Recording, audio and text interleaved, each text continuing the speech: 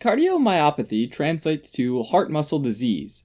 So cardiomyopathy is a broad term used to describe a variety of issues that result from disease of the myocardium, or heart muscle. When cardiomyopathy develops as a way to compensate for some other underlying disease like hypertension or valve diseases, it's called secondary cardiomyopathy.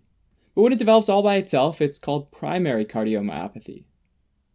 Now, the most common type is dilated cardiomyopathy, which can cause all four chambers of the heart to dilate, or get bigger.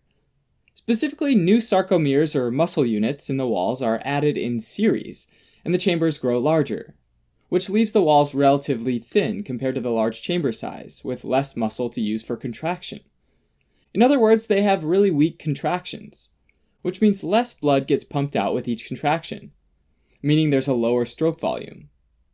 And if the heart's failing to pump out as much blood to both the body from the left ventricle and the lungs from the right ventricle, patients develop biventricular congestive heart failure. And since contraction happens during systole, we say that this is a type of systolic heart failure. Also, when the chambers get larger, they tend to stretch out the valves that separate the atria and the ventricles. When stretched, the valves can't close all the way, so they start to regurgitate blood back into the atria, called mitral valve regurgitation on the left side and tricuspid valve regurgitation on the right. The former of which might be heard on auscultation as a hollow systolic murmur, meaning that it happens throughout systole.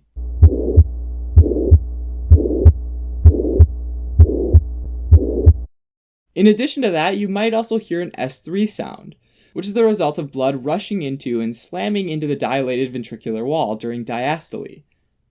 Arrhythmias can also be a complication, because stretching out that muscle wall can irritate the cells in the conduction system, which are within those walls.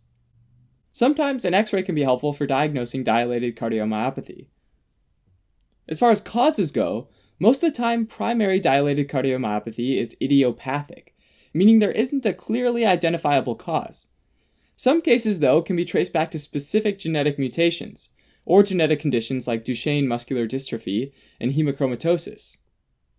Also, in some cases, it could be caused by an infection, like Coxsackie virus B, which causes myocarditis, inflammation of the heart muscle, or Chagas disease, a protozoal infection. Also, alcohol abuse is strongly linked to dilated cardiomyopathy, since alcohol and its metabolites have a direct toxic effect on the myocardium. Similarly, certain drugs can also be a cause, including chemotherapy drugs like doxorubicin and daunorubicin, but also drugs like cocaine. Also, wet beriberi, which is having too little vitamin B1, aka thiamine, can lead to dilated cardiomyopathy. Peripartum cardiomyopathy is an important cause as well, where dilated cardiomyopathy can develop in the third trimester of pregnancy or in the weeks following delivery, probably because of issues like pregnancy-associated hypertension, although about half of patients recover following pregnancy. As you can see, there are a lot of things that can lead to dilated cardiomyopathy, and regardless of the cause, the outcome is less effective systolic function. Treatment for severe dilated cardiomyopathy can include a left ventricular assist device, or an LVAD, which is a mechanical pump that literally assists the heart in distributing blood. And in extreme cases, someone might have a heart transplant. Thanks for watching.